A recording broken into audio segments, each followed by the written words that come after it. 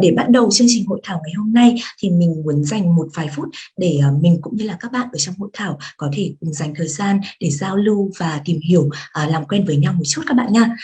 Và trong hội thảo ngày hôm nay thì các bạn sẽ thấy có một chức năng là một chat box, thì để có thể giao lưu và tương tác với nhau thì các bạn thí sinh cũng như là các bạn tham dự hội thảo ngày hôm nay, các bạn hãy để lại tin nhắn ở trong một chat box giúp mình nhé. Với câu hỏi giao lưu đầu tiên thì mình nghĩ là trong hội thảo ngày hôm nay thì các bạn tham dự sẽ tới từ rất là nhiều các tỉnh thành khác nhau, tại vì ngày hôm nay là mình tổ chức trực tuyến mà. Vậy thì không biết là các bạn tham dự hội thảo, các bạn có thể để lại câu trả lời ở trong một chat box và gõ tên tỉnh thành mà các bạn hiện tại đang sinh sống và học tập được không ạ?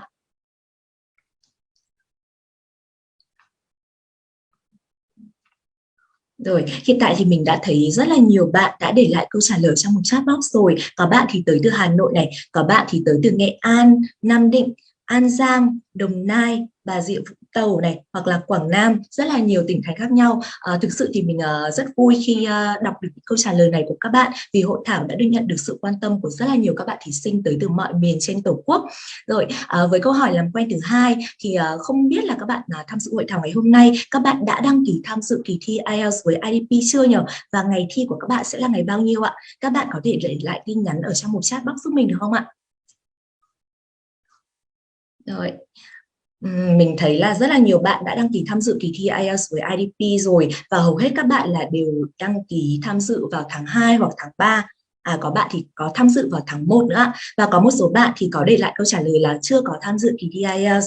Dạ vâng, rất là cảm ơn câu trả lời của các bạn, và mình hy vọng là với các bạn thí sinh mà mình chưa có đăng ký tham dự kỳ thi IELTS tại IDP, thì với những cái kiến thức mà các bạn thu nạp được trong buổi hội thảo ngày hôm nay, thì sau hội thảo các bạn sẽ tự tin để có thể đăng ký tham dự kỳ thi IELTS với IDP các bạn nhé. Và tiếp theo câu hỏi làm quen thứ ba thì như các bạn cũng đã biết thì IDP là đơn vị đồng sáng lập và đồng sở hữu kỳ thi IELTS. Vậy thì bên cạnh tổ chức kỳ thi IELTS, các bạn có biết là IDP còn cung cấp dịch vụ nào khác cho các bạn học sinh tại Việt Nam không ạ? Các bạn có thể để lại tin nhắn ở trong một chat box giúp mình được không? Mình thấy khá là nhiều bạn đã để lại tin nhắn ở trong một chat box rồi, đó là IDP còn có cung cấp dịch vụ tư vấn du học này bên cạnh kỳ thi IELTS. Còn dịch vụ gì nữa không các bạn nhỉ? Các bạn có nắm được thông tin không? Rồi, mình thấy hầu hết là các bạn đều có đưa ra câu trả lời là tư vấn du học và dạy IELTS. Rồi, ok, rất là cảm ơn câu trả lời của các bạn. Và với mục đích đặt ra câu hỏi này thì mình cũng muốn chia sẻ với các bạn một số các thông tin liên quan đến dịch vụ của IDP cũng như sứ mệnh của IDP trong thị trường giáo dục tại Việt Nam. Và như các bạn cũng đã biết thì IELTS IDP là đơn vị đồng sở hữu và đồng sáng lập kỳ thi IELTS trên thế giới. Và hàng năm thì IDP có cung cấp vô cùng đa dạng các hình thức thi và ngày thi linh hoạt dành cho các bạn thí sinh tại Việt Nam, với những hỗ trợ học thuật vô cùng chuyên sâu và quà tặng hấp dẫn dành cho các bạn thí sinh. Và bên cạnh việc sở hữu và tổ chức kỳ thi IELTS, IDP Việt Nam còn là đơn vị tuyển sinh và tư vấn du học quốc tế trên thế giới, với hơn 50 năm kinh nghiệm trên thế giới và hơn 25 năm kinh nghiệm tại Việt Nam ạ. Và trong hơn 25 năm vừa qua, IDP Việt Nam đã hỗ trợ cho hơn 500.000 sinh viên Việt Nam du học thành công tại 6 quốc gia nói tiếng Anh trên thế giới, bao gồm 6 quốc gia là Anh này, Úc, Mỹ, Canada, New Zealand và Ireland. Và dịch vụ tư vấn du học tại IDP là hoàn toàn miễn phí. Một số con số khá là ấn tượng về dịch vụ tư vấn du học tại IDP mà mình muốn chia sẻ với các bạn, đó là tỷ lệ các bạn học sinh làm hồ sơ du học qua IDP và thành công visa lên tới 95%. Và trung bình thì cứ 12 phút là IDP đã hỗ trợ cho một bạn học sinh tại Việt Nam du học thành công tại quốc gia nói tiếng Anh ở trên thế giới. Mình nghĩ là các bạn tham dự hội thảo ngày hôm nay thì có khá là nhiều bạn đăng ký kỳ thi IELTS với các mục đích khác nhau, và mình nghĩ là sẽ có những bạn đăng ký thi IELTS với mục đích là du học, đúng không ạ? Vì vậy mình hy vọng là sau buổi hội thảo ngày hôm nay, nếu bạn thí sinh nào các bạn có nhu cầu học tập tại các quốc gia nói tiếng Anh trên thế giới mà mình vẫn chưa tìm được các đơn vị uy tín, cũng như chưa hiểu rõ được về cái lộ trình học tập của mình, thì các bạn hãy tự tin liên hệ với IDP, gặp gỡ với các chuyên gia vô cùng giàu kinh nghiệm của IDP để được tư vấn về lộ trình học tập cũng như lựa chọn quốc gia phù hợp với mình các bạn nhé. Và bên cạnh kỳ thi IELTS cũng như là đơn vị tuyển sinh du học quốc tế, thì IDP còn có sở hữu Trung tâm Anh ngữ ACET với hơn 18 năm kinh nghiệm trong lĩnh vực đào tạo tiếng Anh tại Việt Nam. Và toàn bộ giáo viên tại ACET đều là giáo viên bản ngữ và đạt chuẩn quốc tế với các chứng chỉ quốc tế như TESOL hoặc là CELTA. Một con số khá là ấn tượng về Trung tâm Anh ngữ ACET của IDP mà mình muốn chia sẻ với các bạn, đó là hơn 80% học viên học tập tại ACET đã đạt điểm 6.0 trở lên trong kỳ thi IELTS ạ. Một con số khá là ấn tượng đúng không? Mình nghĩ là sẽ có trong cái thị trường IELTS vô cùng là phát triển như hiện tại thì các bạn học sinh cũng như các bạn thí sinh sẽ rất là khó để lựa chọn những cái đơn vị uy tín trong cái việc mà trau dồi cái tiếng Anh cũng như là trau dồi luyện tập cái kỹ năng cho kỳ thi IELTS của mình. Vì vậy nếu các bạn chưa tìm được những đơn vị uy tín, các bạn hãy tìm tới Trung tâm Anh ACET của IDP để mình có thể được tư vấn những khóa học và tham dự học các bạn nhé. Rồi, và quay trở lại với kỳ thi IELTS tại IDP thì vừa nãy thì mình thấy ở trong một chat box thì có khá là nhiều bạn đã để lại câu trả lời, đó là các bạn đã đăng ký tham dự kỳ thi IELTS tại IDP rồi.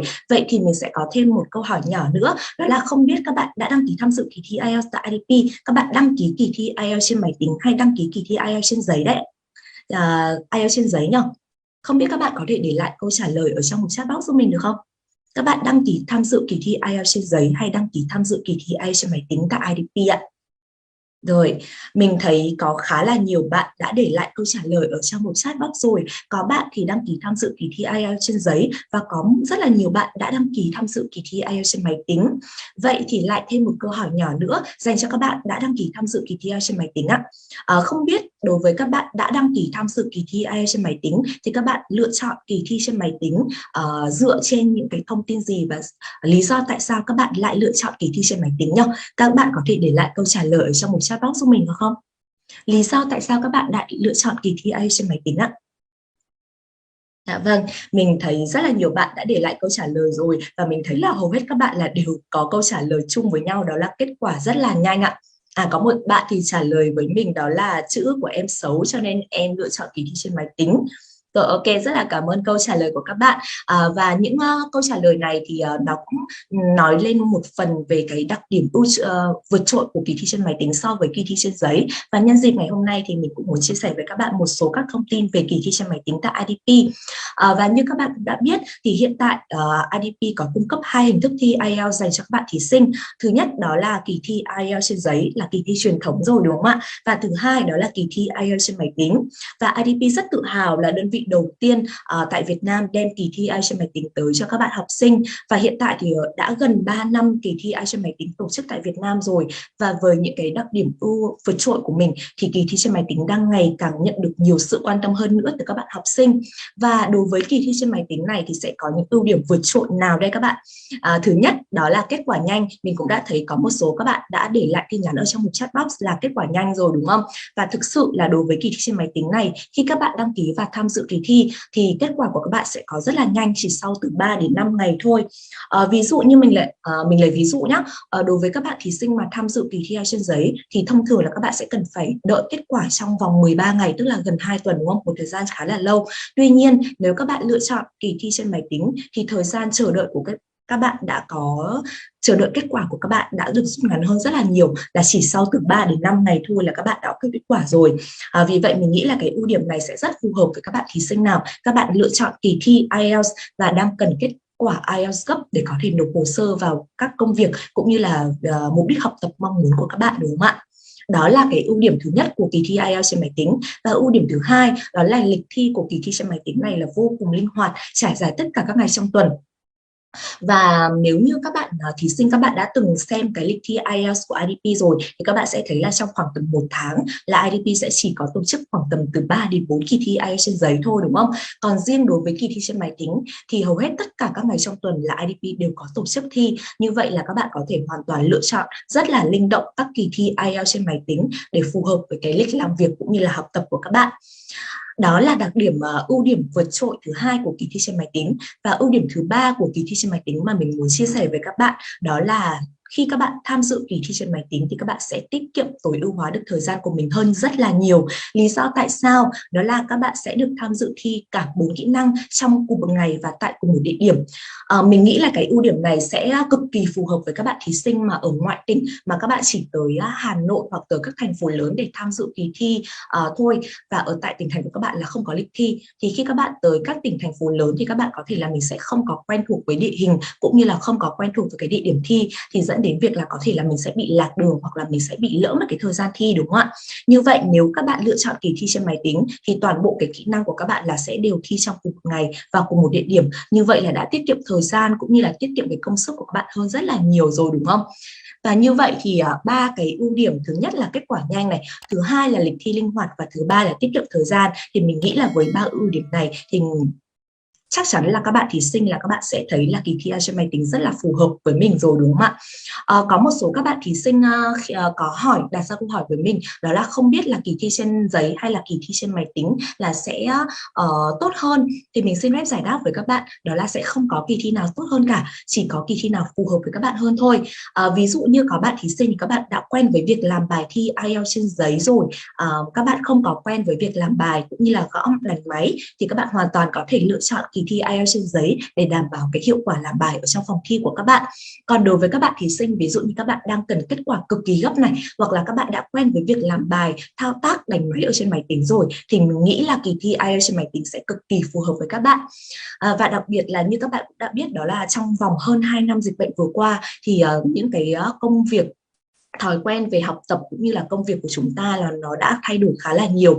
Và trong cái thời gian mà Hà Nội cũng như là các tỉnh thành phố cũng như là Việt Nam bị giãn cách hoặc là cách ly xã hội, thì tất cả các công việc học tập cũng như là công việc của mình đã được chuyển sang cái hình thức online và các bạn đã cần phải sử dụng máy tính rất là nhiều rồi. Vì vậy mình nghĩ là kỳ thi trên máy tính này sẽ rất là phù hợp với các bạn thí sinh trong thời điểm hiện tại, và đặc biệt là trong cái thời điểm mà công nghệ 4.0 như hiện tại, đúng không ạ? Rồi, ok. Vì vậy mình rất là hy vọng là sau cái buổi hội thảo ngày hôm nay, với các bạn thí sinh mà các bạn chưa đăng ký tham dự kỳ thi tại IDP, các bạn sẽ cân nhắc giữa việc là lựa chọn kỳ thi trên giấy hay là kỳ thi trên máy tính để mình có thể chọn lựa được cái kỳ thi phù hợp nhất đối với mình các bạn nhé. Rồi, trên cương vị là đơn vị đồng sở hữu và đồng sáng lập kỳ thi IELTS, thì IDP luôn cố gắng nỗ lực để có thể cung cấp dịch vụ tốt nhất tới các bạn thí sinh trong ngày thi. Và không những vậy thì trước ngày thi thì đội ngũ của IDP là luôn cố gắng để phát triển những cái chương trình hỗ trợ học thuật vô cùng chuyên sâu dành cho các bạn để giúp cho các bạn chuẩn bị tốt nhất bước vào kỳ thi IELTS của mình. Và khi đăng ký tham dự kỳ thi IELTS với IDP thì các bạn sẽ nhận được hỗ trợ học thuật chuyên sâu nào đấy ạ? Và bây giờ mình sẽ chia sẻ với các bạn nhé. Thứ nhất là khi đăng ký tham dự kỳ thi IELTS với IDP, các bạn sẽ ngay lập tức nhận được một khóa học IELTS trực tuyến được xây dựng độc quyền bởi IDP và Đại học Macquarie của Úc. Và thời gian sử dụng khóa học này lên tới 30 ngày và vô cùng thuận tiện, dễ dàng kích hoạt thông qua email đăng ký dự thi của các bạn. Và đặc biệt là khóa học này là hỗ trợ tối ưu toàn diện cả 4 kỹ năng nghe, nói, đọc, viết. Vậy chi tiết của khóa học này như thế nào thì các bạn hãy cùng với mình xem một video. IDP Education has partnered with Macquarie University to provide you with free access to a comprehensive online preparation course called IELTS Master. IELTS Master is designed and developed at the Macquarie University IELTS Test Centre in Sydney, Australia. When you book a test at participating centres, you will receive a confirmation email. Inside that email, you will see a banner promoting access to the free preparation. Simply click that banner to start your free access to IELTS Master. You can choose one module: reading, writing, listening, or speaking.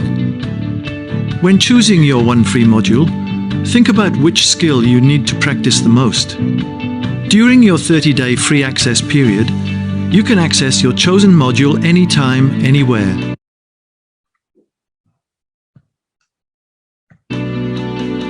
You'll get access to up to 25 hours of online study time, 2 free practice tests in your chosen module, detailed feedback and model answers for all activities, and expert IELTS tips and study strategies.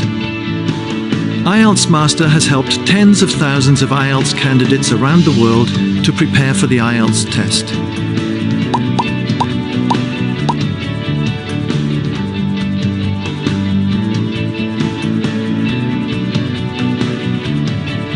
So what are you waiting for? Book your IELTS test to gain instant access. Dạ, Dạ vâng, rồi ok. Một khóa học là vô cùng toàn diện và hỗ trợ cho các bạn thí sinh trong cả 4 kỹ năng nghe, nói, đọc, viết, đúng không ạ? Đối với các bạn thí sinh đã đăng ký tham dự kỳ thi IELTS với IDP rồi mà các bạn chưa biết là mình sẽ kích hoạt khóa học này như thế nào thì các bạn hãy nhanh tay kiểm tra hòm mail của các bạn. Trong hòm mail của các bạn là sẽ có một cái thư xác nhận thanh toán thành công của IDP, là có tên gọi là IELTS Test Payment Confirmation. Thì ở trong cái thư xác nhận đó, phía cuối email sẽ có một cái banner màu đỏ và các bạn sẽ vui lòng click vào cái banner màu đỏ đó để kích hoạt khóa học này của mình các bạn nhé. Còn đối với các bạn thí sinh mà các bạn muốn tham dự khóa học này thì các bạn hãy nhanh tay đăng ký tham dự kỳ thi IELTS với IDP để nhận ngay khóa học các bạn nha. Rồi, và thứ hai, khi đăng ký tham dự kỳ thi IELTS với IDP, các bạn cũng sẽ ngay lập tức nhận được cẩm nang hướng dẫn làm bài thi IELTS cả 4 kỹ năng IELTS Focus, và cái bộ cẩm nang này sẽ có những cái thông tin gì thì các bạn hãy cùng với mình xem tiếp tục một cái clip khác nữa nha.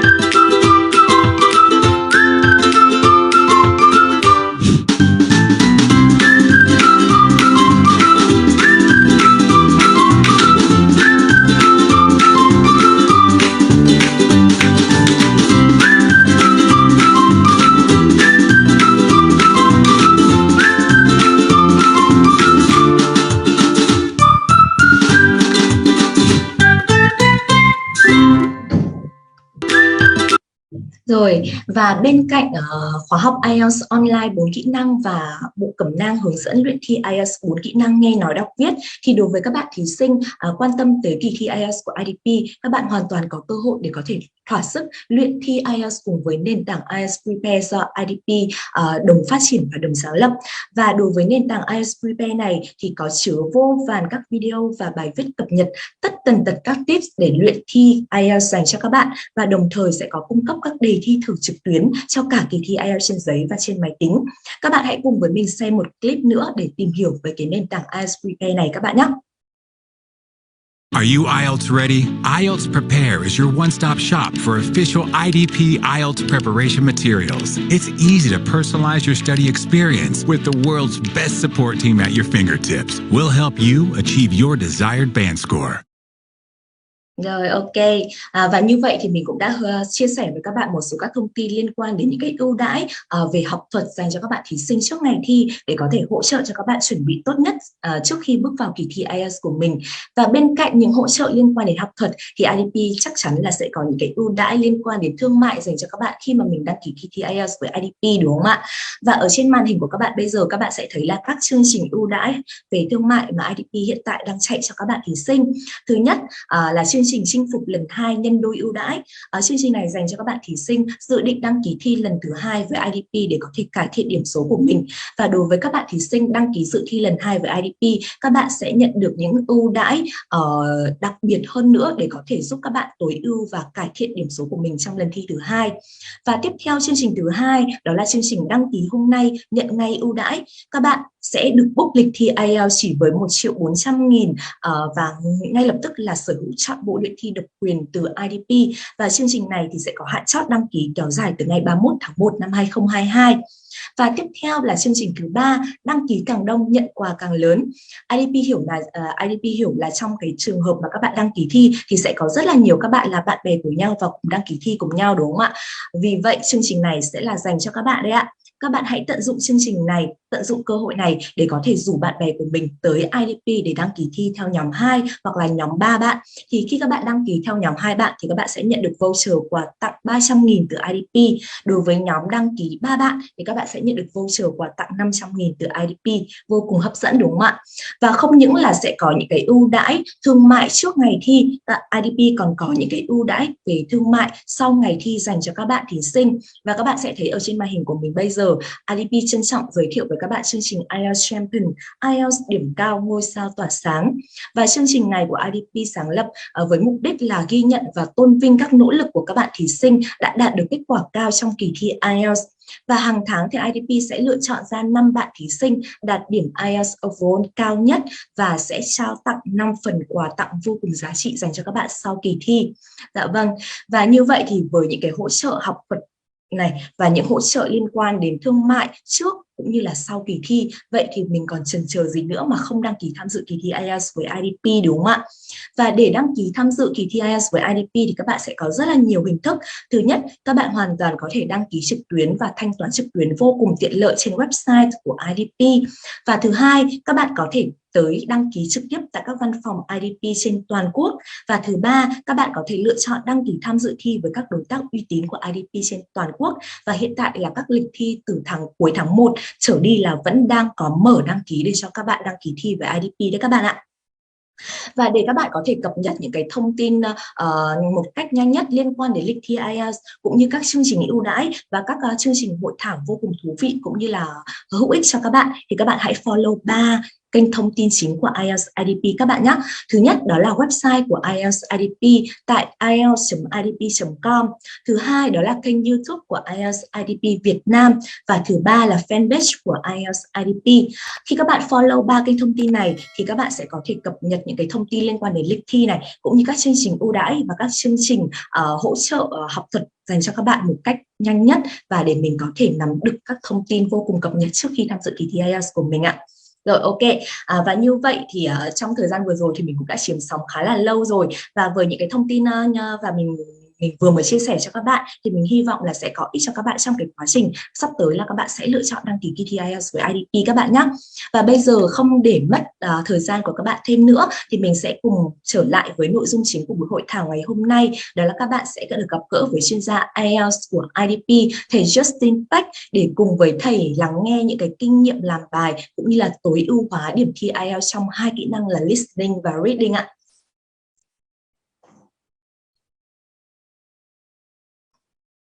Hi Justin, are you there? Yes, I'm here. Good morning, everyone. Are we okay to start now? Yeah, sure. Okay, so welcome everybody. So I've got today we're focusing, as Tuong said, we're focusing on the reading and listening. We will start with the reading first, and we will have a little practice of some of the skills and the question types, which are really important when you are practicing for the IELTS. So with the reading, we remember that you're going to be reading 3 texts, and they are designed to get much harder. Okay, there are a lot of words that you need to be, you need to read, but you can't read every single one of them. So a good idea is to focus on the questions and learn how to approach the reading from the question. So each text will probably have about 14 questions. And if you're after a 6.5, or you need a 6.5, obviously you want to try your best, but then you can focus on the first 2 readings, and then you can, if you don't have much time, make sure that you guess as well. Try not to leave any unanswered. You have no time to transfer your answers, so simply write your answers on the transfer sheet. Or if you're doing it on the computer-based test, then that's automatically there. Remember to make time to check your spelling as well. Many candidates or students tend to mix up true, false, and not given with yes, no, not given. So make sure that you check that as well. So true, false, not given is fact. Yes, no, not given is the writer's opinion. So make sure that you check those as well.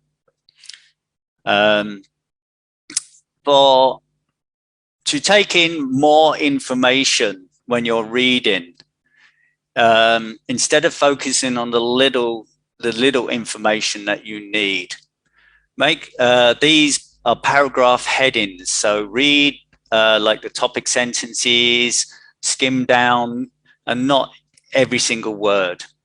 Same as multiple choice questions. Yes, no, and not given, like we just mentioned. Matching sentence endings, matching names, and choosing a title, which is usually the last one. So learn these question types and how to approach these particular ones. And we're going to have a little practice of that in a minute. So when you get paragraph headings like this, you've got to make sure that you skim.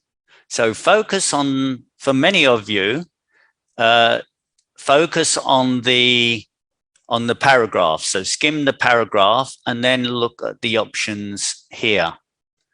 Because if you spend too much time on here, then you're not going to have a lot of time to go across. And there are, as it says here, there are 8 here, and you only have to answer a certain amount of these.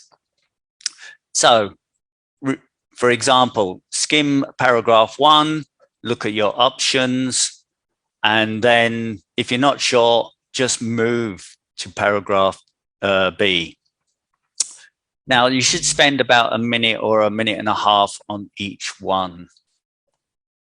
Okay, so there's the kind of differences. For these, you need to skim more. And then for the bottom up, which is you need to find the correct kind of information in the box, in the text. So here's a little practice. This is where you get involved. So have a read through here and answer in the chat directly to me.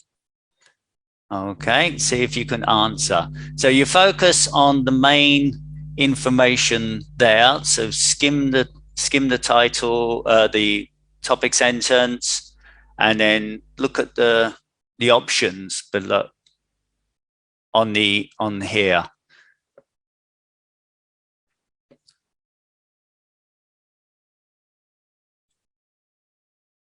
So have a read through and then post your answer in the chat.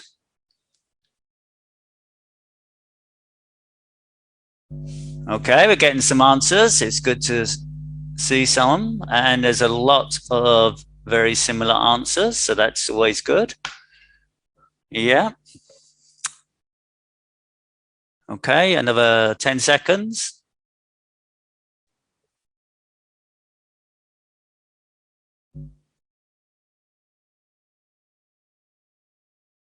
Yep, that's very good. That's right. Excellent. So let's have a look. Yeah. So many of you are right. How wildlife benefits from big trees. So we've got to think about wildlife. So some synonyms or some different meanings for those species, animals, and from big trees as well. So yeah, in the forest, etc. So that's good. So as you can see on here, that you're not focusing on small words, but the main meaning, and there are several words that can help you find that answer. Let's have another go. So now we've got that one, and make sure when you're confident, cross out the options, because then it should become quicker as fewer options remain. So let's see what you've got with this one. Okay.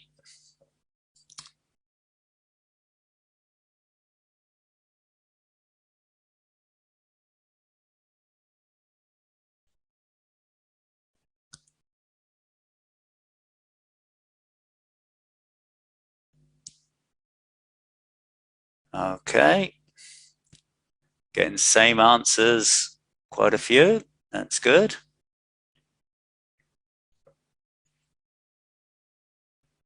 Okay, looks like we've got all very similar answers, so that's good. Okay, so that's right. When we look at the how here, so factors that enable trees to grow to significant heights. So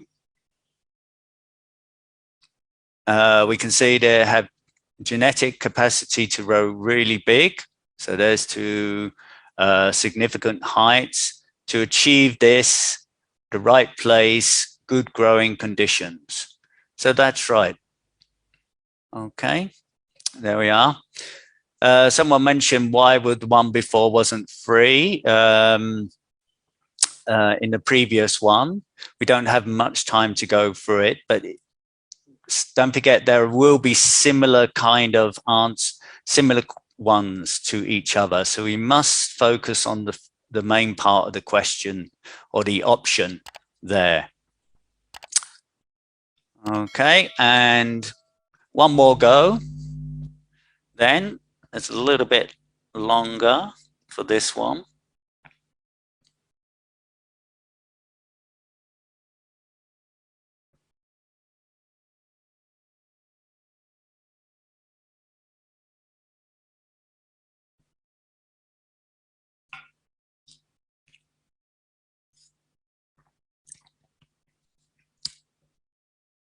Very good.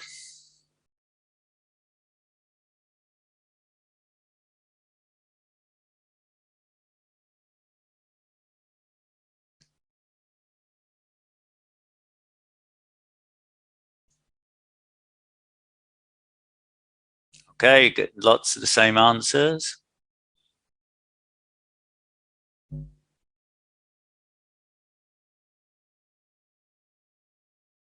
Okay.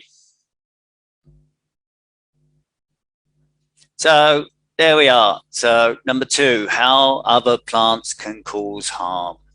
So we look at, so when you see that kind of, that option there, plants, we're thinking about different kinds of plants. That helps you with some of those to line them up. So gamba grass, savanna and woodlands. That's right. And you can see lots of negative kind of statements in the text. So by doing this, then it should become easier every single time. So once again, focus on the paragraphs first and then look at the options. Now, remember also for yes, no, not given, as I mentioned, true, false, not given questions. So if you struggle with these, like many people do, remember that if you're not sure of the answer, always move to the next one. Now, these always go in order. So if you can find the answer for the first one, let's say, for example, that one is true, then as you know that the next one will be below it. If you cannot find the answer, for example, number 22, then move to 23 and don't spend too much time on 22. And once you got the answer and you say, for example, that one is false, then you know that the number 22 is between this one and the one below. Okay. And so that can help you as well.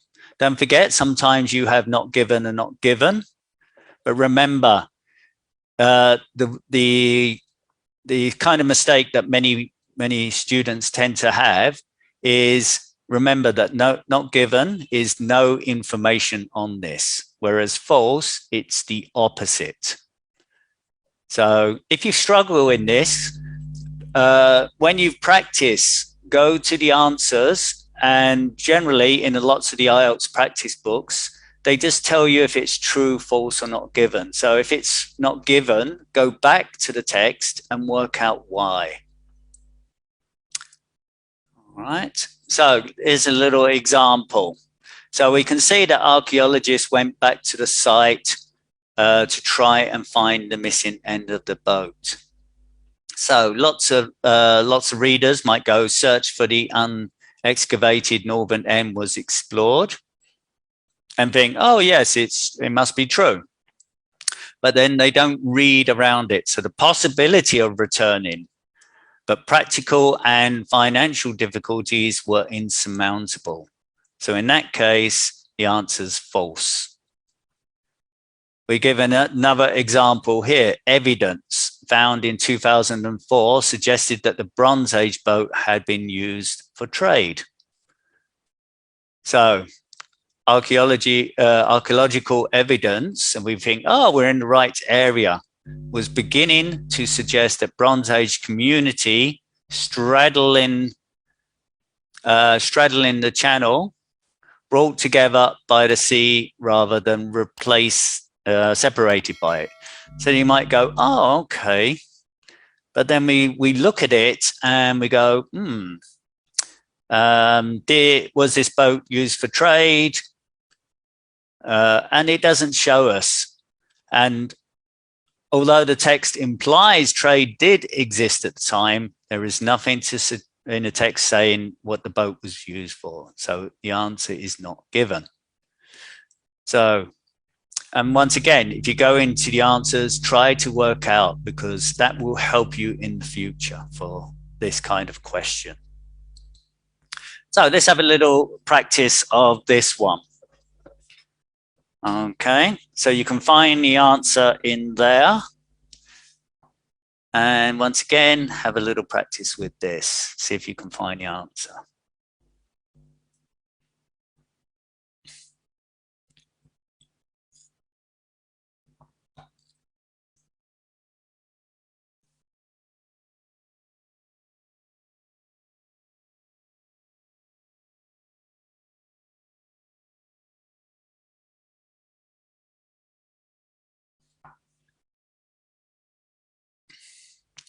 Okay.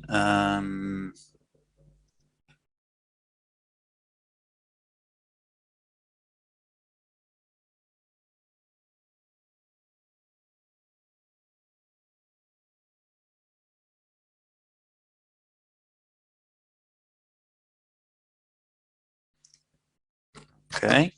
I'll ask. Okay, Kang Nguyen. I'll answer your question in a little bit, when we had a little go at this, just for this one.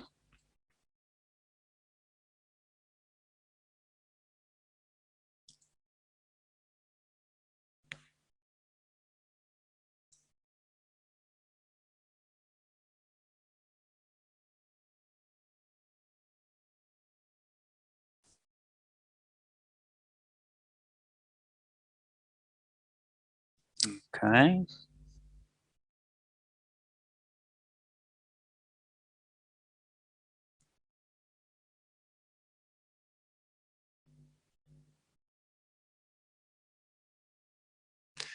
Okay, well, you can find the answer in this part here. So, okay, in the early stage of this development, the process of urbanization. So urbanization is as people in the towns and cities took place, Chinese society become more unified. Okay. And so when we look at this, in the early stages of development, the process of urbanization went hand in hand with the establishment of social order. So in China, as other societies, mechanisms that generated social cohesion. So Chinese society become more unified. So the answer is true. Okay. So Kang Nguyen, you said before, not quite sure about your answer, your question there. So when we think about, okay, we'll come back to that. When we think about the answer, you've just got to realize that it's the opposite. If it's false, then it's the opposite of the information in the question. And if there's no information, and it's just, you've got to think about the whole part of the question. And if it's not mentioned in the text, then basically it's not given. Okay, what about this one?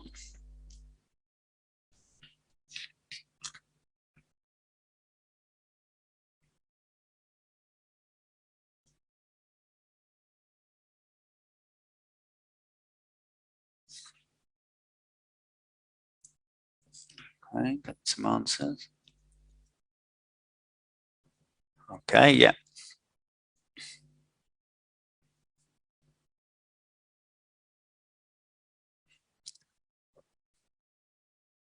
Okay, so yeah, so this one's a lot clearer as well. So war in states period, 7 major states contended, and so 9 powers seeking to rule China. So by this, then you can clearly see that it contradicts this particular part in the text. So we can clearly see that is false. Okay, just one more go.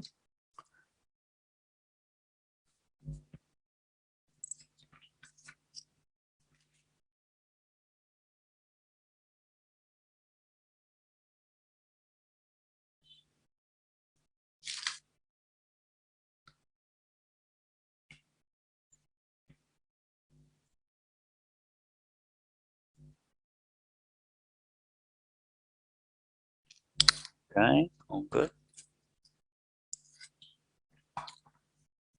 Okay, some good answers there.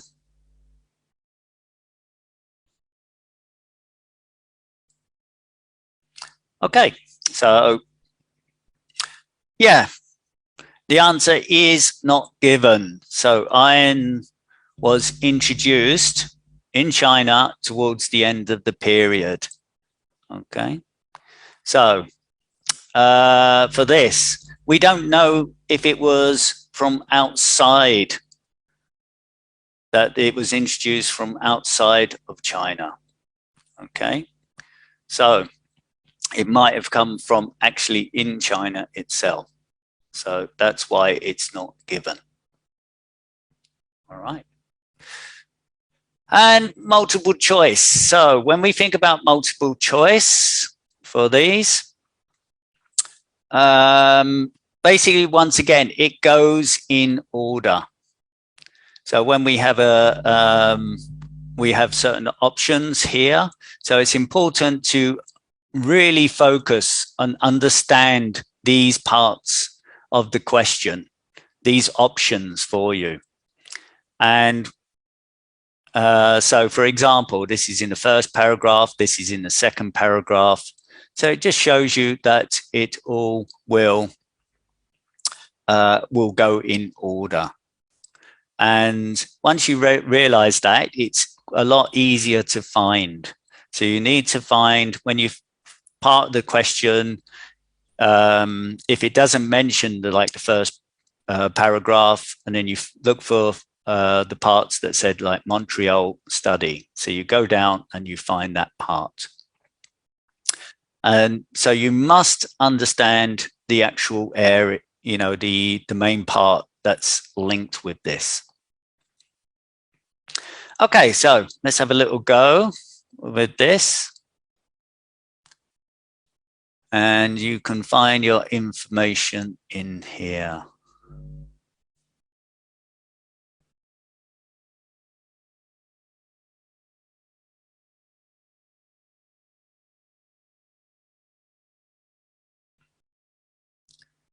So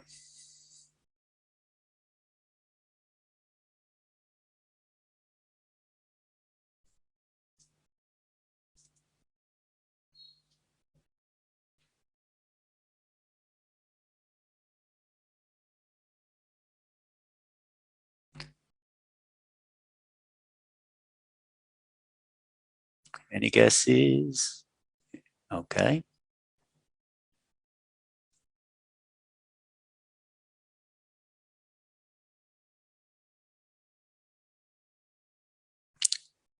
Okay.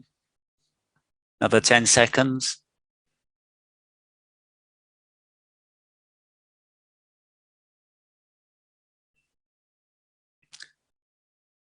Okay, so we can see here, now we know we're in the right area because meet Wakamuru.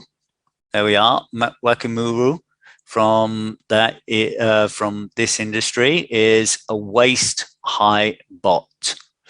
So when we think about waist high, we know it's shorter than a human. So that's right. Very good. And then once again, another little practice.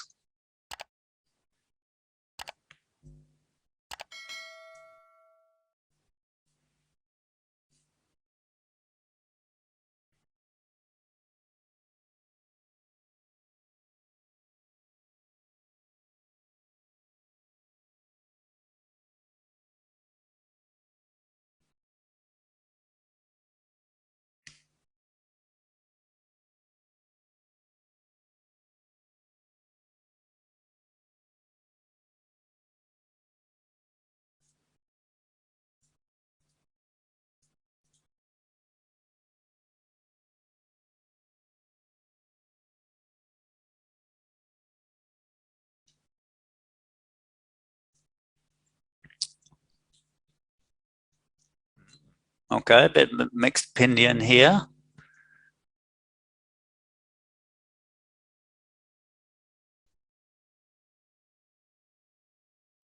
Okay. All right, so we can find the information here. So the purpose of Roomba's sensors is to help it. So yeah, the purpose is not, we know that the Roomba is used to polish different surfaces, but then we've got to really focus on the sensors part of it. So thanks to the sensors that are adjusting the different to suit different types of floor, avoids drop off like stairs, and navigate between legs and household pets. So it helps, the sensors help to move around objects. Okay, and just one more practice of this.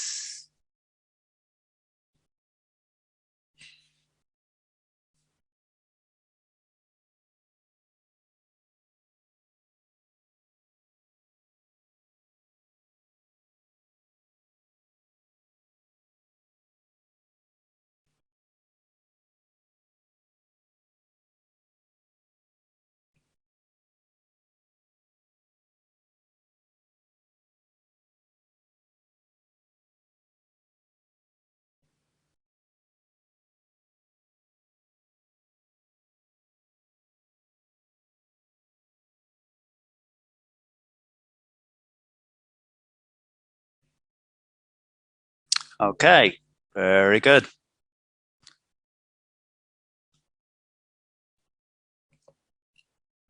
So, as many of you have highlighted, that's right, that focus on designated tasks. So we focus on the main part of here, specific tasks. So we've got to think about the synonyms or even antonyms sometimes for this. And so it's very important for reading to build up your vocabulary. All right. So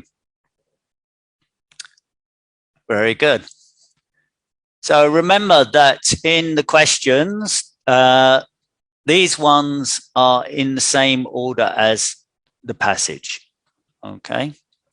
Whereas not in the same order is these. But once again, for matching headings, read the paragraph A, then B, and then C, etc. Okay.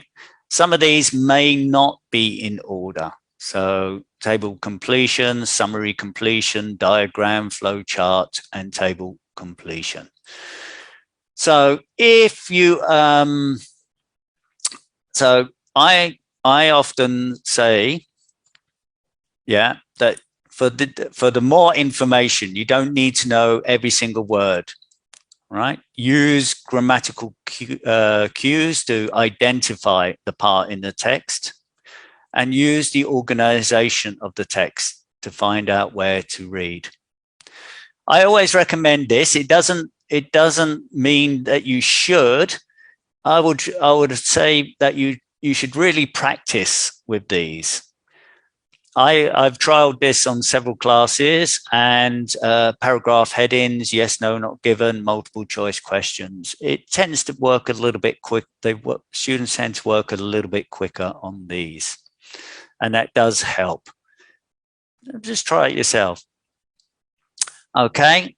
Table completion, summary completion, short answer questions, and diagram completion. So these are the little information that you need to find. And remember that when you're finding that, make sure it's grammatically correct. All right. So look for the keywords, and this can bring in meaning. It's very important to focus on like pronouns and reference words and what they represent. So I identify words and their synonyms or antonyms or word forms. Okay. So just another little practice for this. I'll only do, for this one, I think we'll just do one because of time.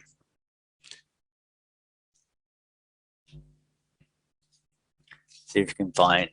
So we know we're in the right area because the biggest trees.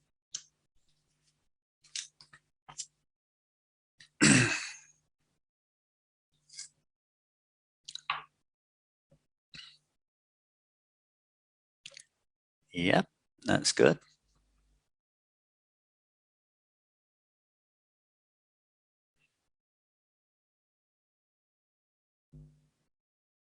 Yep, that's brilliant. So that's right. The biggest trees can be found in North America. So once again, you focus on here, the biggest trees, really big. The mightiest are native to North America. So yeah, so once you've skimmed and, for example, done the paragraph headings, then you might actually remember where these answers are from the very big, from when you start these kind of questions. And yeah, once again, it goes in order. So you know that the next one will be below this one. Okay.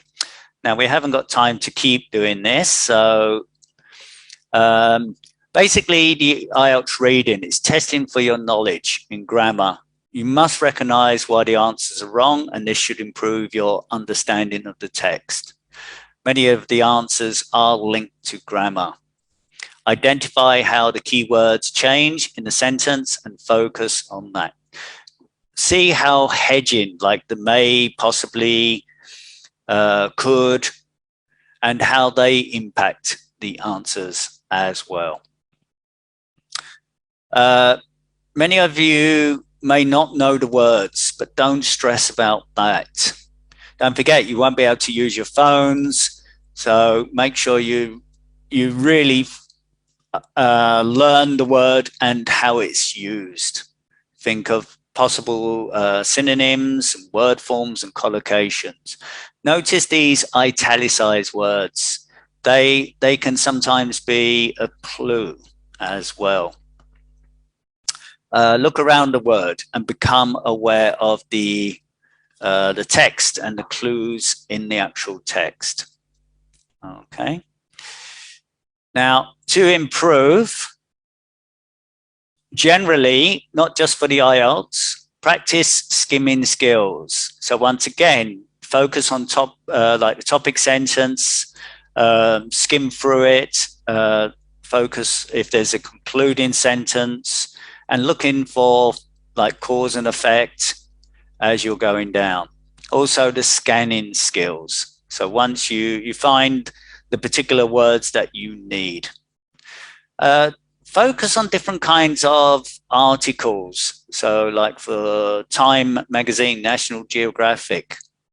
There's also a very good book, Vocabulary for IELTS, that gives you some of the language that you will need especially for lots of the reading. Remember to read every day as well. And don't forget, if you tackle a particular reading, then if you know about the subject, then you might feel more confident, or you might be able to predict a lot easier. So, and for IELTS, learn the question types and which ones to read first. And for computer-based practice, Mini IELTS is a very good site. Okay. All right, so this is the reading part. Do you have any questions regarding reading before we move on to listening?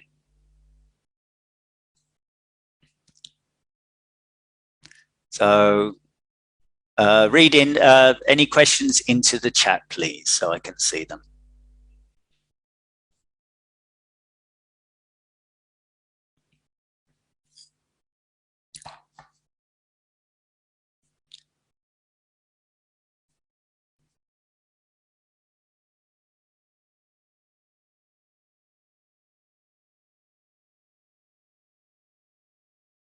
No questions yet?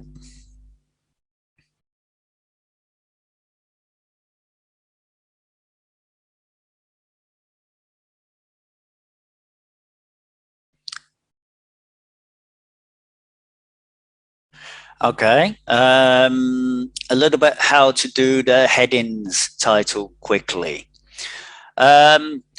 So with the headings, let me go back briefly then. Let's have a look at this from the very beginning. So, okay. One second. Okay, so to do it quickly, you must be really focusing, you know, the skimming skills. So when you're doing the skimming skills or tackling them, then really focus on the topic sentence. That helps you to know which particular area that is. All right. Then once you see these keywords, look at the options as well. And you know, someone mentioned before about diverse species. So with that, then you need to think about how many mention like animals in there, and then understand that as the whole part of this, what we call basically the option. And then make sure that you look down as well, but only by doing it, continuing doing it, you will become quicker. And once again, if you know all the answers, once you start to recognize the answers, it should come a lot quicker. Okay, let me just go back. So there. Okay, so yeah, we're going to be doing the listening very shortly. Okay.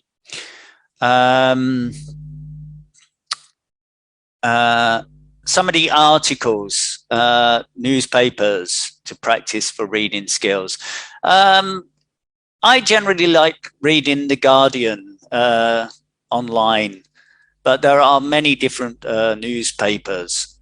But once again, Time magazine's a good one.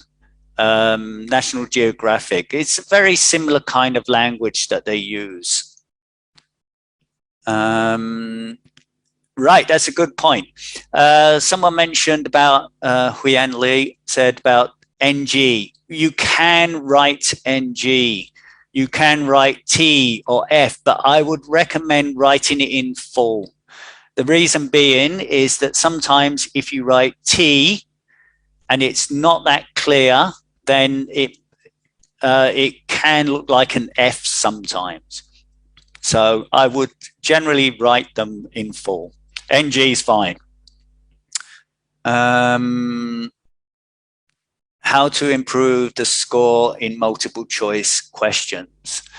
Once again, go to the answers. Once you've practiced them, go to the answer and then try to work out why.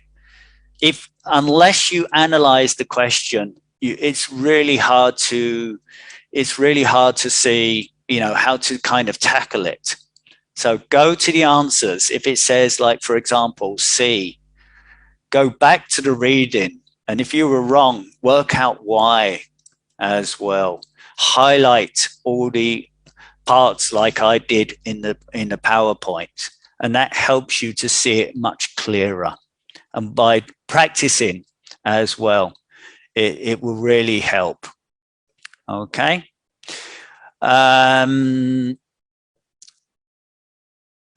Yeah, that's right. So writing false, true, doesn't make much time. That's right. And remember, the difference between yes, no, not given is it's the yes, no is the writer's opinion. True, false, not given, it's fact in the text. All right. Okay, so thank you for your questions. We need to move on to the listening now. Okay.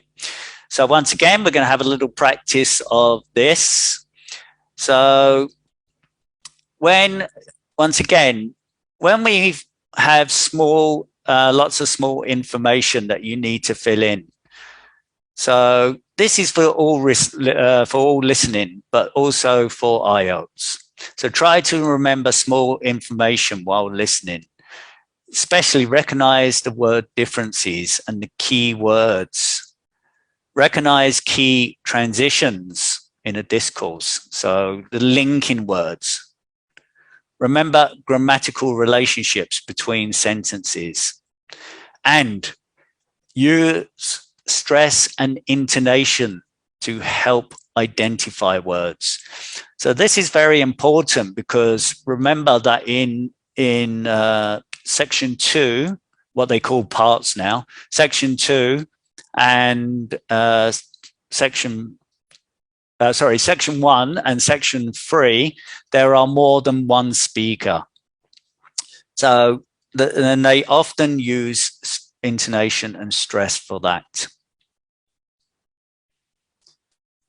So once again, for little kinds of practice, for the small information, it can be like sentence completion, short answers, form filling, which you find in section 1, a flow chart, diagrams, and summary completion. So, okay. So, for example, when you have this, you know, a holiday begins on no more than each day. So you've got to understand what it's asking you. Use the preposition. So if it's on, we know it's on a particular day. When it says no more than, then we know it's the top number as well. So think about the A with the grammar. So we know we shouldn't have an S on that at the end. It's very important that, especially in part 1 or section 1, they will have several costs, and without flights, we know that it will be the lowest or lower cost as well. So, and because we got a holiday in Austria and not Australia, then no more than, so we know, okay, Austria, they use kilometers as well. Yeah, and think about what some hotels have that others do not, and that will generally help as well. Okay. All right. Now we're going to have a little practice of this. I have to stop sharing for a second because I think I forgot to share the sound. So, okay, there we go. Okay, should be, hopefully you can hear it. Please shout out anybody if you cannot. So we think about where the holiday begins on. No more than. So each day it cycles, and we say if it's kilometers, then we can write km. All right. All right, let's have a little go. Holidays for you. Sean speaking. Can I help you? Oh, hi. I've been looking at your website. I'm interested in a cycling holiday in Austria in April. We have 2 trips in April. One lasts 14 days and the other 10 days. I think the 10-day trip is better. So let's see. I've got a calendar here. What are the dates? Well, that trip is in the middle of the month. It starts on the 17th of April and it finishes on the 27th. That suits me. I can't leave work before the 10th of April. Let me see if there are any spaces. Is it just for yourself? Myself and my sister, so 2 of us. Yes, we have spaces. Is it a big group? At the moment, there are 12 people booked on this trip, and with you 2, that will be 14. The maximum number is 16, so it's almost fully booked. We can't go over that because it's hard to keep a larger group together. I need to check that I'm fit enough for this, but the distances look okay. The website says we'll ride approximately 45 kilometres a day. Is that right? That's correct, and I've got the exact distances here. It really depends on which part of the trip. Some days are only 35 kilometres, and some are more. But you'll never have to cycle more than 50 kilometres in one day. Oh, okay. I can manage that. And we stay in hotels? Yes, they all have restaurants, and the rooms have ensuite facilities. And do they have pools? It's how I relax after a long day. There is a swimming pool in a few of the hotels, but none of them has a gym. I don't think we'll need a gym after all that cycling. I'd better find out how much the holiday costs before I get too excited. Including flights, it's £1,177 for one person. Oh, we'll book our own flights on the internet. That's just £1,013 then. And we can book insurance for you if you want. And which meals are included in that price? Well, breakfast, of course, and the hotels will provide you with a packed lunch each day. We do stop during the afternoon in a village somewhere for a rest, so any snacks you buy then are extra. Then dinner will be in the hotel every evening, and that's included in the price of the holiday. Okay, so, all right, let's just, you don't need to write down everyone, but just put in the number and just to see if you can answer some of these.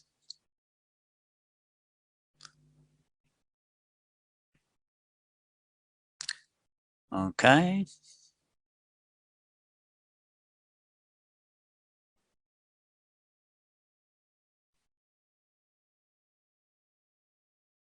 Very good.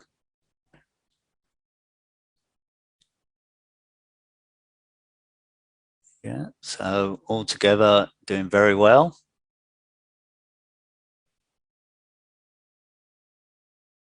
Yeah, very good. Okay. All right. All right, excellent. Some good answers there. So looking at once again, once you've sort of done the listening, then once again, don't go straight to the answers, but look at the transcript. And when you've identified them in the transcript, if you've got them wrong, work out why you have them wrong. And then once again, you know, it's very important to identify that these kind of language, that's correct. So that's confirmation. Also, yeah, making sure that you check your grammar and your spelling as well. Once again, especially focus on the like 13 and not 30. So sometimes some of the words are not quite common, so snacks, or it's very hard to hear. So the more that you hear this kind of some of the pronunciation as well, then it becomes a lot easier. Now, but don't forget that with pronunciation, they can actually change some of the words. I'll give you an example when we have another little practice in a second. So once again, we have a little go at this, and it's essential to bring a, so we know that it's going to be, well, you think it's a cycling holiday. What do you take on a cycling holiday? And this will be spelt out for you every time. So making sure that you can say the, so you can understand like the pronunciation of particular words as well. And this is an example of what it would be different in American as it would in the British English. All right. And then a guided tour of A. Once again, this is a different spelling in American to British spelling, but they accept both answers. So let's have a little go at this. And you provide the bicycles, of course. What else? A lock and a bell come with the bike, as well as lights, although you shouldn't need to cycle in the dark. There's a small bag, or pannier, on the front of the bike, where you can put the things you want to take with you during the day, like water or fruit. But we won't allow you to cycle unless you bring a helmet. We don't provide these locally because, like walking boots on a walking holiday, it's really important it fits properly. Okay. If there's any special gear you need for your holiday, we recommend a particular website, and you can get a discount by quoting your booking reference. Great. What is it? It's www.ballantine.com. That's all one word, and I'll spell it for you. www.ballantine.com. Good. I've got that down. I've been looking at your website while we've been talking. I see we cycle along the River Danube. Yes, it's one of Europe's most well-known areas for cycling. It looks fascinating. Lots of beautiful countryside and things to see. I should warn you that we do reserve the right to make some alterations to the route if the weather is bad. Some of the tracks sometimes get very muddy. Okay. Well, hopefully it won't rain too much. I know we stop in towns and villages, but do we get a chance to look around? Because I'm really interested in history. Oh yes, you get opportunities to explore. Is there something in particular you want to see? There's a theatre in a town called Grine. A friend of mine went there last year and said it was amazing. Let's see. Yes, there's a guide who'll take you round the building. We don't have any other tours arranged, but you can visit several castles and museums on the holiday. Well, thank you for all that information.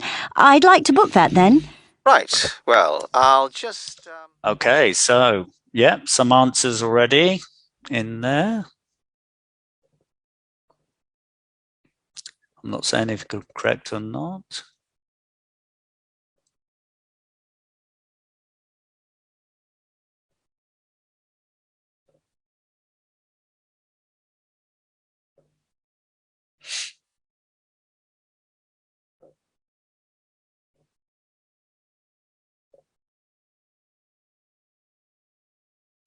Okay, another 10 seconds.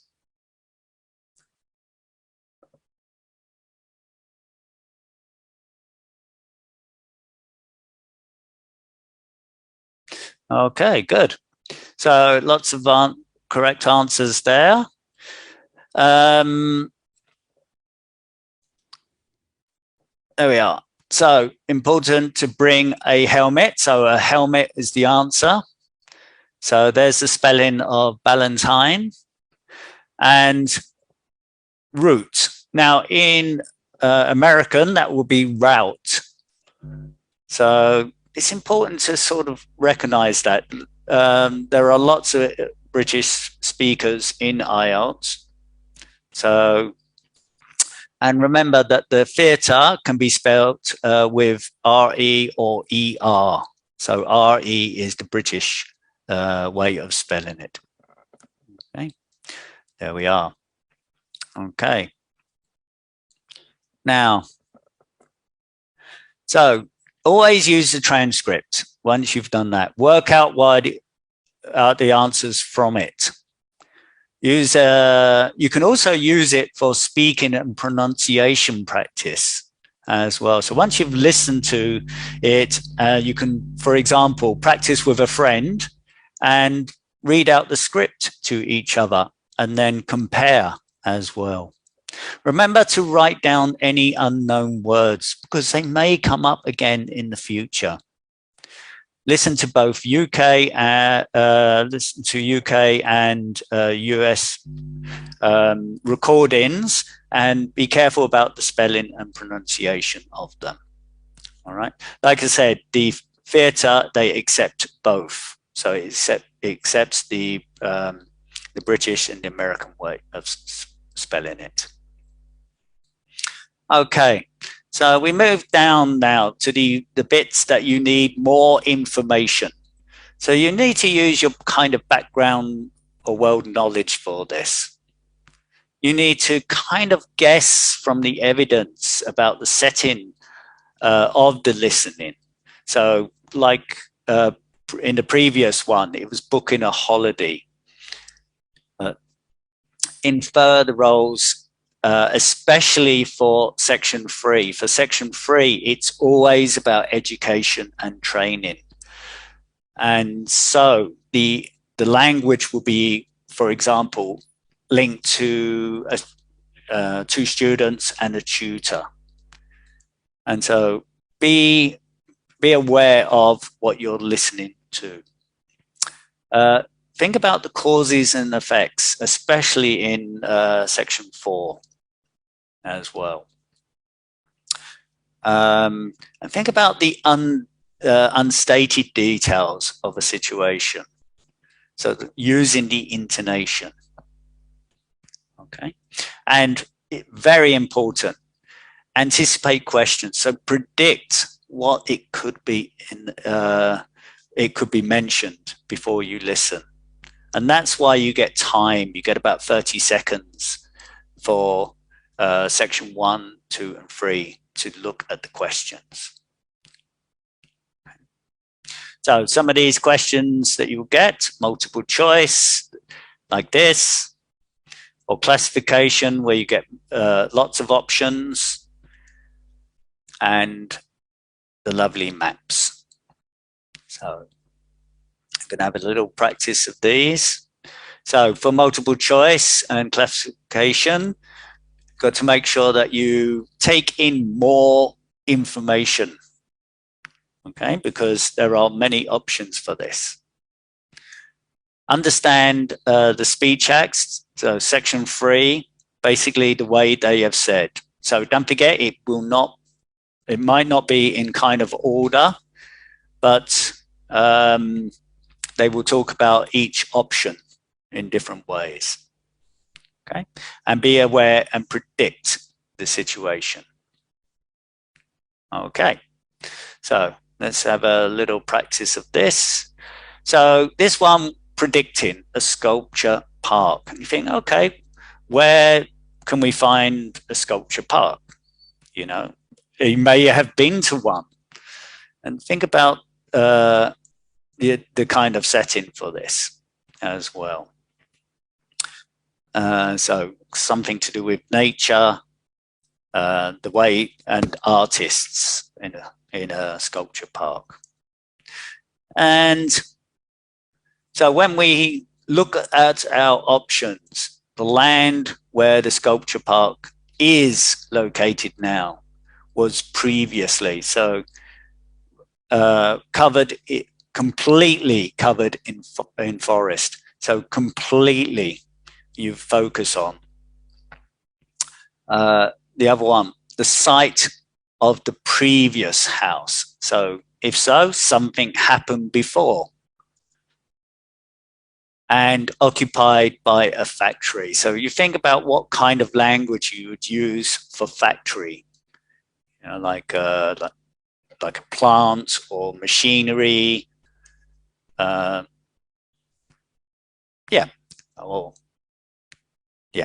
So let's have a little practice for this. Hello everyone, and welcome to the Anglia Sculpture Park. Right, well, the idea behind the sculpture park is that it's a place where works of art, such as large sculptures and carvings, can be displayed out of doors in a natural setting. As you'll have noticed when you drove here, most of the land around the park is farmland. The park itself belonged to a family called the De Quinces, who had made a lot of money from manufacturing farm machinery and who also owned substantial stretches of forest land to the north of the park. They built a house in the centre of the park, not far from where we're standing now, but this burnt down in 1980, and the De Quinces then sold the land. Okay, so let's see what the options are. Now, so complete either. All right. Yeah. Yeah. Excellent. That's right. So B or 2, that's right. The previous house. Excellent. So when we look, we see here is parkland. Oh, let me go back. So around is farmland. The park itself belonged to the family who made the money from farm machinery. So this is a distractor, and who also owned it previously stretches of forest land to the north of the park. But yeah, so the main part about the house, it's where it was standing before. That's right, site of the previous house. Excellent. So now, obviously, we need to sort of think about the language for this. So what kind of synonym could you have for unusual as well? So artists have made sculptures especially for it. Some of the sculptures were donated or given by the artists.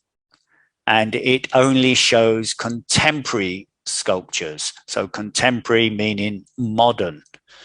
So learning, making sure that you know the vocabulary will make it much easier to predict and also to know what to listen out for. And sold the land. The Anglia Sculpture Park isn't the only one in the country. Several of the London parks sometimes display contemporary sculptures, and there are a couple of other permanent sculpture parks in England. But we're unique in that some of our sculptures were actually created for the sites they occupy here, and we also show sculptures by a wider range of artists than anywhere else in the country. Okay, so your answers in the chat, please. Okay, excellent.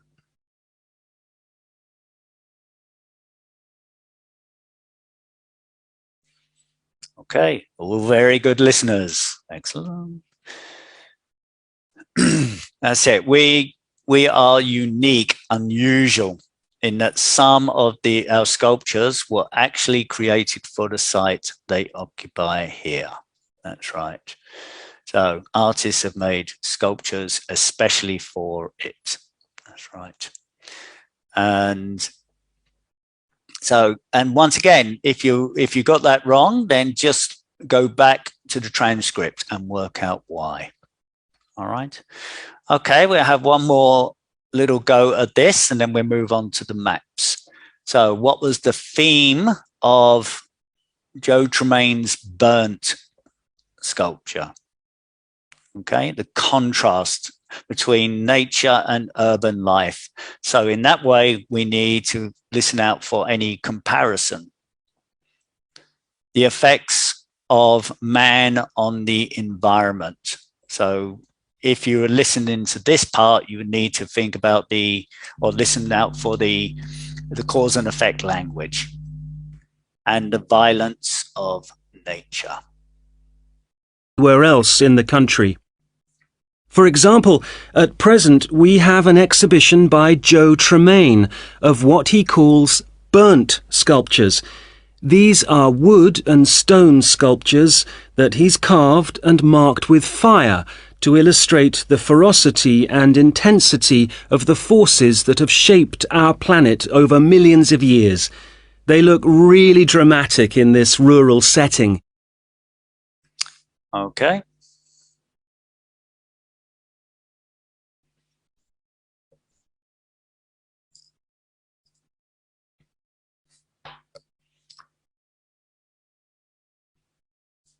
Excellent.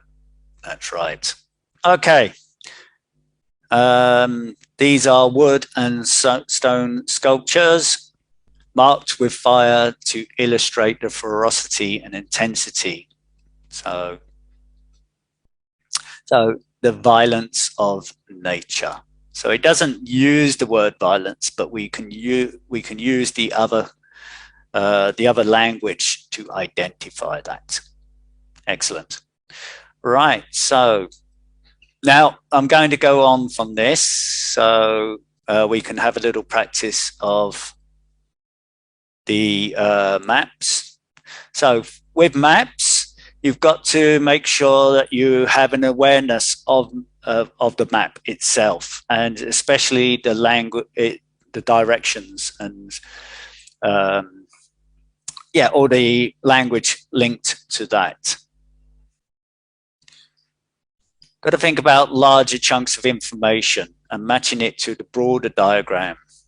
And so when we look at this map, we got to familiarize yourself with it. So these come up quite often in a section 2 or part 2, as they call it now.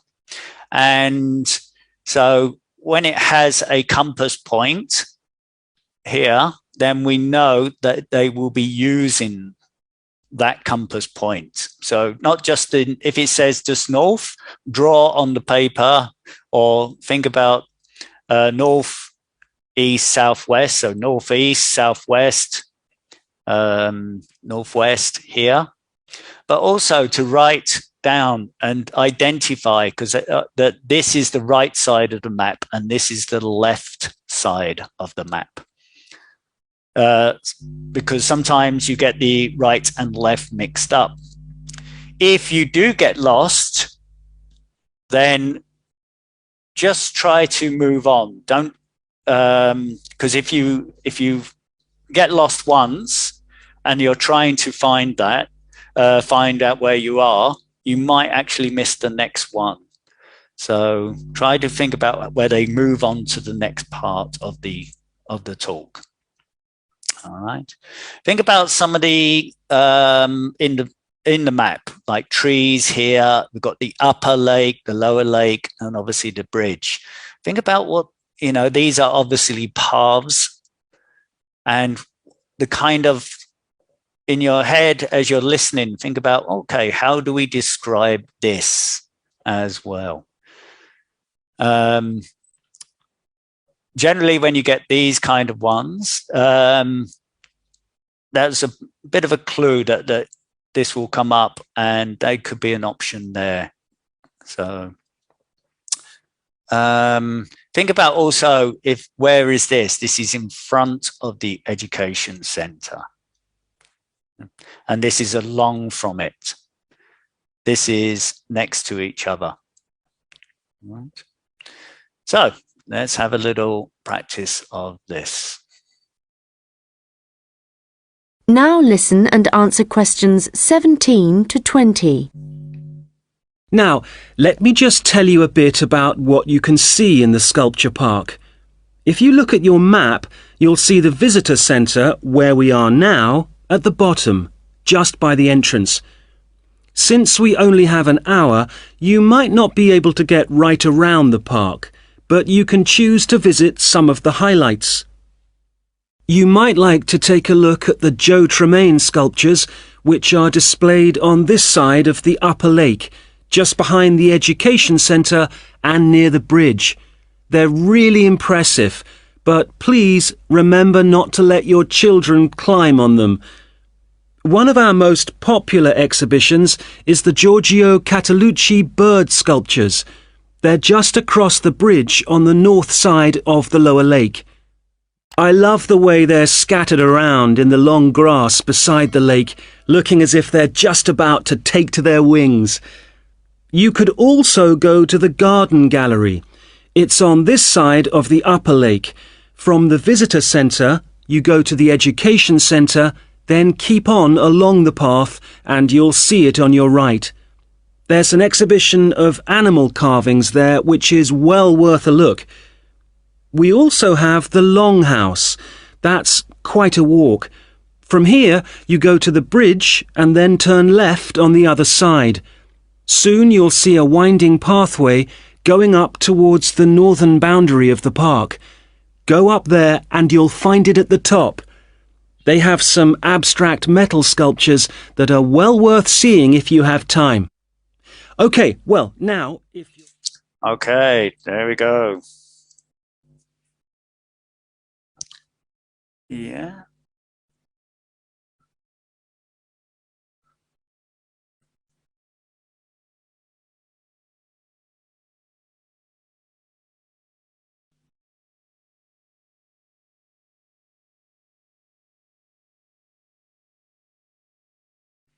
Okay, so let's have a look at these. Many of you got them right, so that's very good.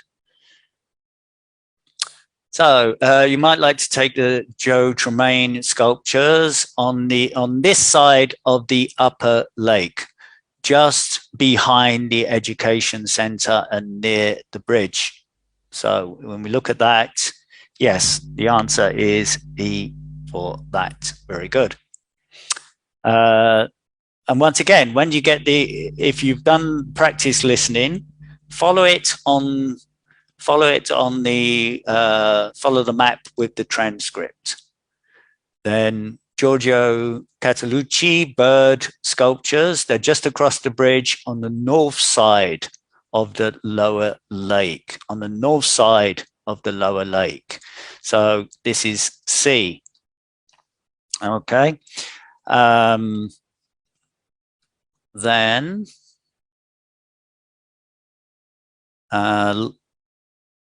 okay, the garden is on the side of this side of the upper lake. From the visitor center, you can go to the education center, then keep on along the path and you will see it on your right. Oh, excuse me. There we are. So yeah, as you go along the path here, and then that's F.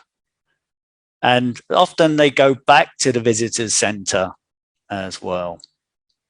Okay, from the visitors center, you go along you go to the bridge and then turn left on the other side, and you'll see a winding path going up to the north boundary of the park. So the winding path for this, the winding path. So for this, that is the winding path. So yes, the last one is A. So practicing maps for section 2 mainly is a very good way to come used to it. And once again, like reading, practice. If you find in one particular question type quite challenging, then keep just practicing that until you get used to it. All right. And to improve your listening in general, there are many BBC World Service. For this one, ESL Randall, that gives you So this is general listening. This gives you practice of different question types, but this is only American. This one, lo.org, is a very good one. And because in the IELTS, you will have different accents, mainly Scottish, Irish, even Welsh and English as well.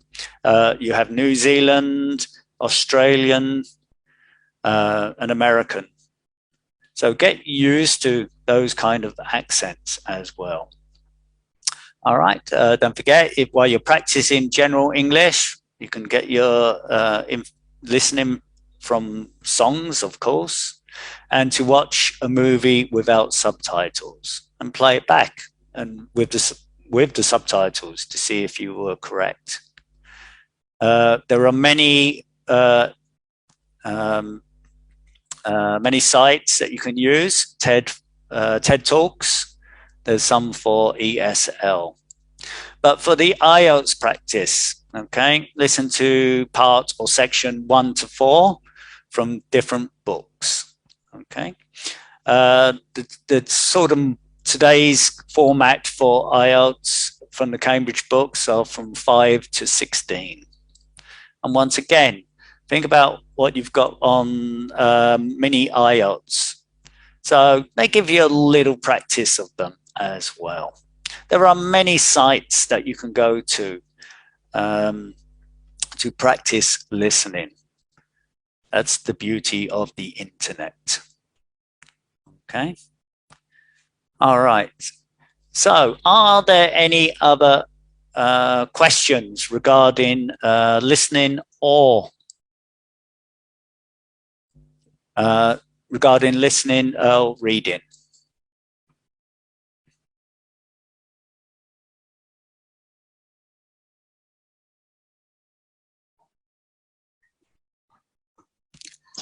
Hi, Justine. I see some questions from the attendees in the Q&A box. Could you please check and answer? Okay. All right. Thank you very much. Yeah. All right. There we go. Okay. So the questions in the question box, how to practice IELTS reading every day effectively. Right. That's a good question, because if you just keep reading every day, doing a test, then your motivation will go down. So I would generally recommend either focusing on the question types and practice those question types until you feel confident with them. Otherwise, just do one reading. So spend 20 minutes on one reading. But remember to go to the answers to work out why you are wrong on that. Okay, Huyen Lee. Can we write km instead of kilometers? Yes, you can. You can use cm for centimeters, g for grams. You don't need to write it full. And if you did write it full, you might spell it incorrectly. So yeah, so make sure that you write like say kilometers, km, and m for miles. The questions always appear respectively from the beginning to the final paragraph. I think this is the reading. Yes, so answer for both listening and reading, making sure that you follow the numbers 1 to 40. Okay, I answered that one before. Could you talk about some short answers or a table? So short answers, yeah, making sure that you are grammatically correct and making sure like if it's a plural or a singular noun. So that's important. For a table, once again, just look how with the table might not be always in order for reading. So make sure that you sort of identify the language you need. Okay.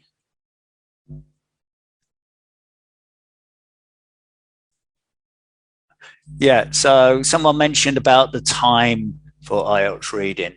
I think just mentioned that, but once again, you know, don't forget you're going to have 1 hour in the actual test. So that's about 20 minutes for each text. But if you, as I mentioned at the beginning, if you only need a 6.5, really focus on the text 1 and 2. And if you've got time, or if you're running out of time, then guess 3, because that will take you a lot longer. Okay, let's go to these.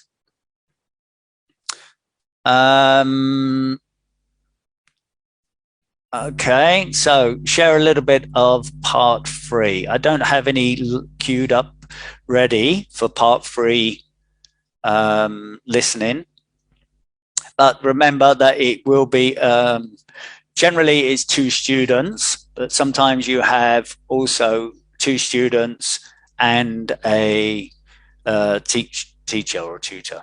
Yeah. All right. Can you tell me the ways to skim the questions in listening quicker? 1 minute is quite short for us to understand. Yeah.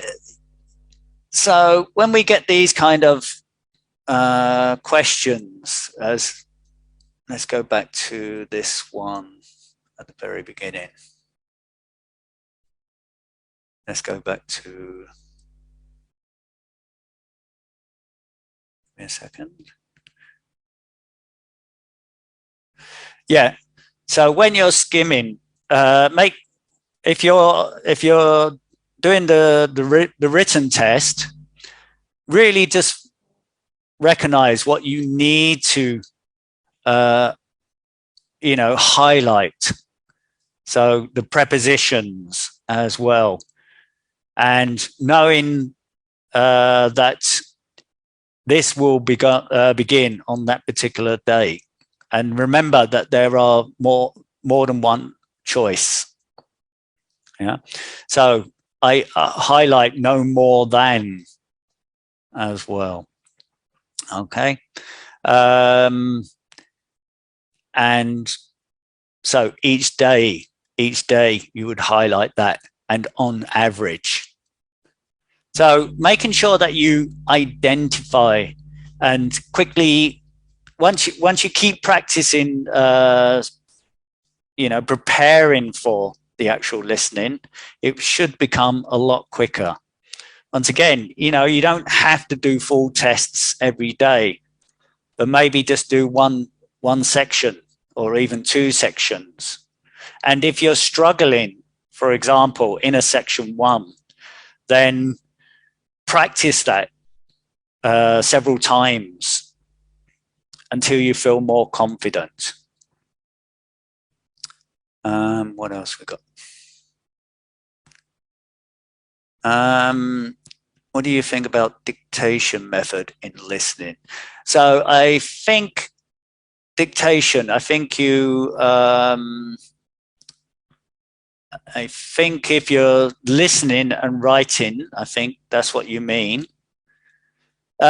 Really, what you should do is just trial it on your own, because don't forget, you're not all the same how you listen.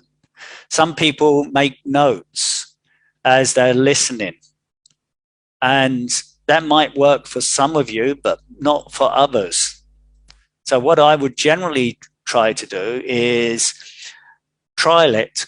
So have a little practice first by writing the answers directly, and then trying it by creating notes. And that in that way you are, you know, very, you know, you're practicing and seeing which one is better for you. Okay.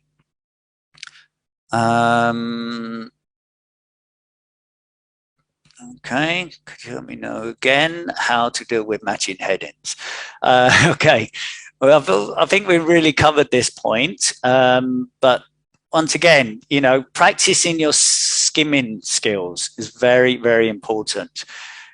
In the actual listening. And you provide the bicycles, of course. There we are. Right. I'm gonna stop sharing for the moment so I can focus a bit better. I forgot what I was saying then. Okay, so I've got a question here. How do multiple choice on part 3 listening?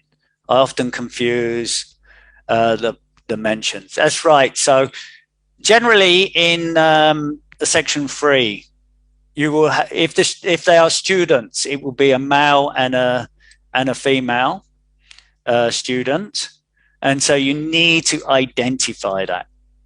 You know what the way they are saying things, and with the tutor, they generally sound a little bit older. So 3, I think there will only be 3 maximum for a listening in section 3.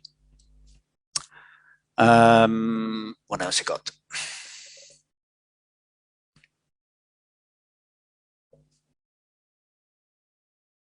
All right. How do I rewatch this workshop? I think you have to ask the other people that.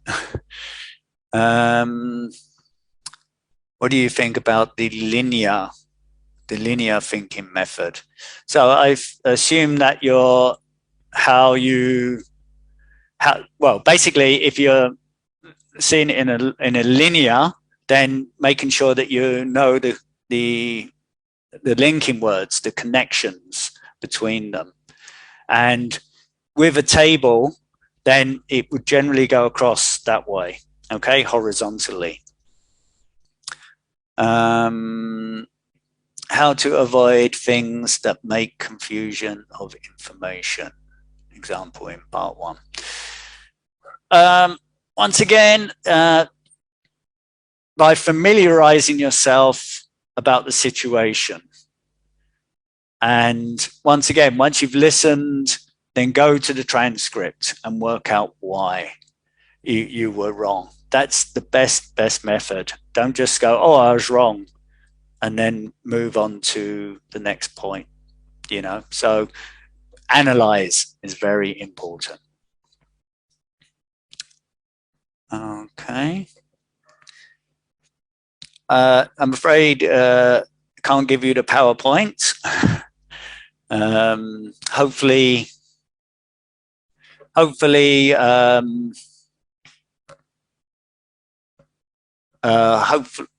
you wrote down some of these ideas and they will help you in the future. Okay, how to keep concentration throughout the test? Very good question. Now, one way to do that is to make sure that if you're taking the test in the morning, make sure that you have a good breakfast. All right. I recommend if you like to eat chocolate, it helps the brain apparently, or nuts as well.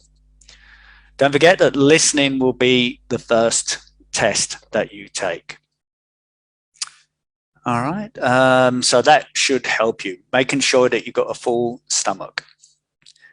All right. I can completely understand what the native speaker says, but can't make the correct answers. So that's right. Sometimes, you've got to identify through the language that you've got to recognize the pronunciation as well. By familiarizing yourself with that, then you can tackle the particular questions.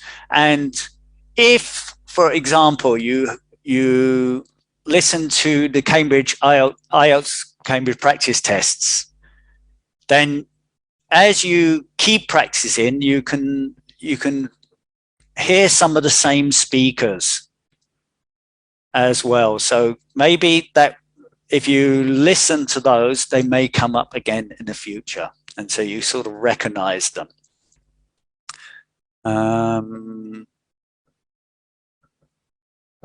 Okay, so back to reading. I sometimes couldn't answer the question, what did the author imply by? That's right. So once again, this is the kind of general idea of the whole one. I think that's the one at the end. So once again, to imply. So what did they? You have to use the text to think about what the writer was writing down. Had written down. And once again, you've got to understand the question as a whole, not just the key words as well. That should help you on that.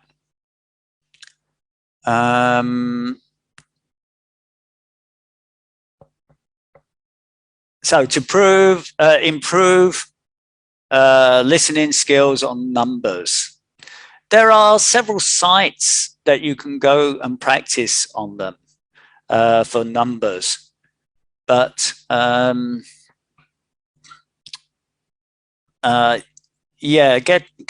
getting used to numbers but can be quite challenging as well. So really just listening, try listening to the news as well. So if you listen to the news and you have subtitles, then you can practice your numbers in that way. Matching information questions. Once again, we haven't got time to go through these, I'm afraid, but the matching information, once again, is very similar. You need to skim the paragraphs, and once you've skimmed the paragraph, then you go to the options and then try to match those again. So they use very similar skills to matching headings. Okay. All right, I think that's it. Hopefully some of the information has helped you and will prepare you to take the test in the near future. So good luck, everybody. Hopefully I will see you again sometime in the future. Thank you so much for your sharing and knowledge today.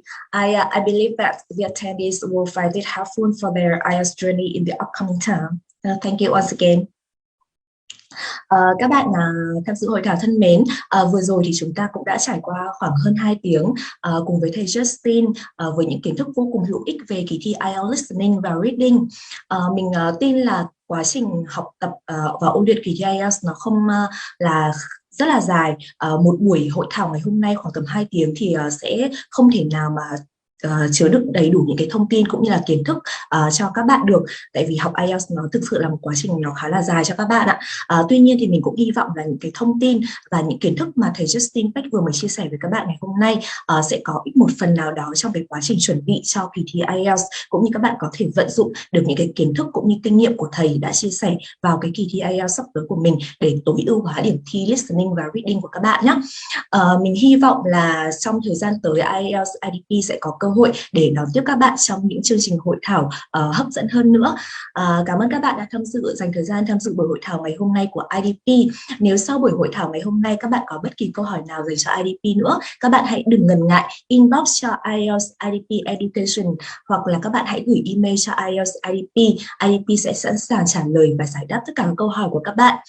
Đối với các bạn thí sinh đang có nguyện vọng đăng ký kỳ thi IELTS sau hội thảo ngày hôm nay mà các bạn có bất kỳ vấn đề hoặc là có bất kỳ câu hỏi nào liên quan đến các hỗ trợ học thuật cũng như là các chương trình ưu đãi thì các bạn hãy liên hệ với IDP. IDP sẽ hỗ trợ và cung cấp thêm thông tin cho các bạn nhé. Một lần nữa cảm ơn các bạn đã dành thời gian tham dự hội thảo ngày hôm nay. Chúc các bạn sẽ có bữa trưa thật là vui vẻ, và đặc biệt là chúc các bạn sẽ có hành trình ôn luyện IELTS thật tốt và đạt kết quả IELTS theo nguyện vọng trong kỳ thi IELTS sắp tới ạ.